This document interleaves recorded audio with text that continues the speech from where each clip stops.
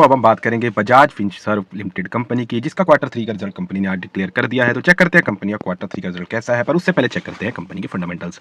अगर दोस्तों बात करें कंपनी के मार्केट कैप की, तो कंपनी का मार्केट कैप है 2,53,962 करोड़, जो कि एक लार्ज कैप कंपनी है। उसके बाद बात करें दोस्तों कंपनी की पीई रेशियो की, प्राइस टू अर्निंग रेशियो की, वो है दोस्तों 32.6। तो देखने में कंपनी की वैल्यूएशन दोस्तों काफी अच्छी लगती है, पर फिर भी चेक करेंगे कंपनी के पीएस के साथ कंपैरिजन में कि कंपनी की वैल्यूएशन कहां पर स्टैंड करती है।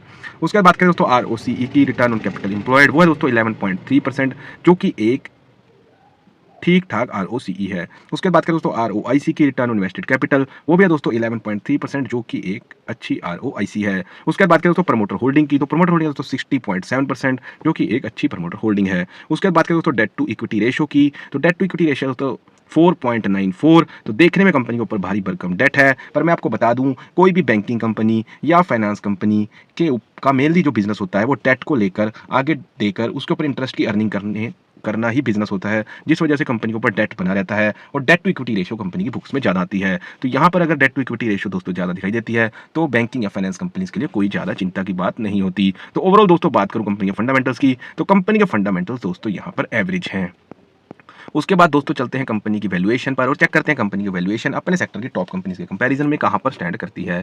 अगर बात करूं दोस्तों बजाज फाइनेंस की, उसकी पी रेशियो दोस्तों 30.64, बजाज फिनसर्व उसकी पी रेशियो दोस्तों 32.58, चोलामंडलम इन्वेस्टमेंट फाइनेंस कंपनी उसकी पी रेशियो दोस्तों 31.69, श्रीराम फाइनेंस उसकी पी रेशियो दोस्तों 13.87। तो अगर दोस्तों टॉप सेक्टर की कंपनीज के साथ कंपैरिजन करें तो कंपनी की वैल्यूएशन दोस्तों यहाँ पर सही नजर आती है। उसके बाद बात करें दोस्तों बुक वैल्यू की, तो पिछले साल के मुकाबले इस साल कंपनी का बुक वैल्यू भी बढ़ गया है, जो कि 252.89 से बढ़कर 318.85 यहाँ पर बुक वैल्यू हो गई है। तो कहीं ना कहीं दोस्तों कंपनी की पिछले साल के मुकाबले इस साल एसेट्स की वैल्यू बढ़ी है और लाइबिलिटीज यहाँ पर कम हुई हैं।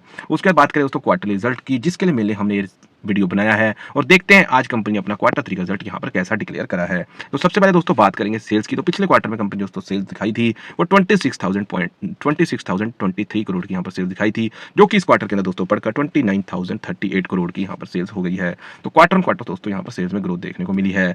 क्या सेल्स के साथ साथ नेट प्रॉफिट में भी ग्रोथ है? तो बिल्कुल दोस्तों यहाँ सेल्स के साथ साथ नेट प्रॉफिट में भी ग्रोथ आ गई है, जो कि 3,756 करोड़ से बढ़कर 4,045 करोड़ का यहाँ पर नेट प्रॉफिट की हो गया है। तो ओवरऑल दोस्तों बात करें कंपनी के रिजल्ट की क्वार्टर ऑन क्वार्टर, तो क्वार्टर ऑन क्वार्टर कंपनी का दोस्तों काफी ज्यादा अच्छा है। उसका दोस्तों देखते हैं year on year quarterly result का कंपैरिजन और चेक करते हैं कंपनी की परफॉर्मेंस पिछले एक साल में यहाँ पर कैसी रही है।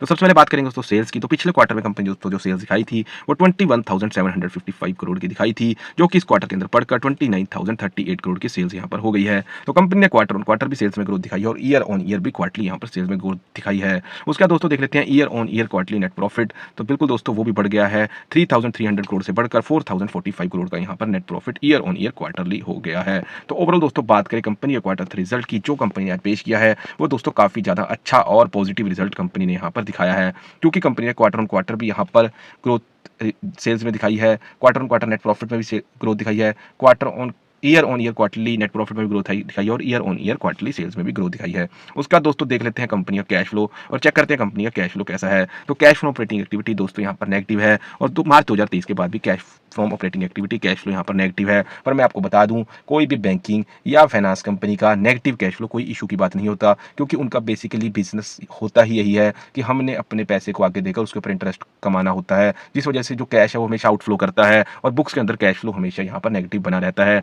जो कि कोई इशू की बात नहीं होती।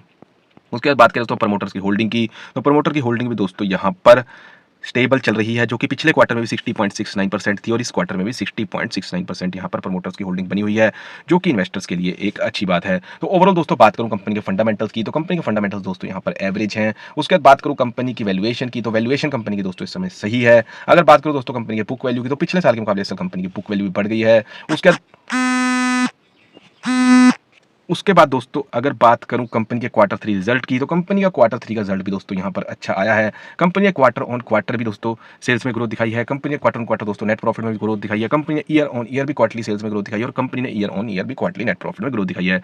उसके बाद बात करें दोस्तों कंपनी के कैश फ्लो की, तो कैश फ्लो दोस्तों यहाँ कंपनी का नेगेटिव है, पर एक बैंकिंग या फाइनेंस कंपनी होने के नज़रिए से नेगेटिव कैश फ्लो यहाँ पर कोई इशू की बात नहीं है। उसके बाद बात करें दोस्तों प्रमोटर्स होल्डिंग की, तो प्रमोटर होल्डिंग ने इस क्वार्टर के अंदर किसी भी तरह से अपनी होल्डिंग या इन्वेस्टमेंट को कम नहीं किया है, जो कि 60.69% है और अच्छी खासी प्रमोटर होल्डिंग है, जो कि इन्वेस्टर्स के लिए एक अच्छी बात ज़रूर है। तो दोस्तों ये था क्वार्टर 3 रिजल्ट का एनालिसिस बजाज फिनसर्व लिमिटेड का। बाकी आपको मेरी वीडियो कैसी लगी, आप हमें कमेंट सेक्शन में बता सकते हैं। अगर दोस्तों वीडियो अच्छी लगी तो मेरी वीडियो को लाइक करें और आगे भी दोस्तों क्वार्टर 3 रिजल्ट के एनालिसिस अगर आप देखना चाहते हैं तो मेरे चैनल को सब्सक्राइब करें। Thank you very much.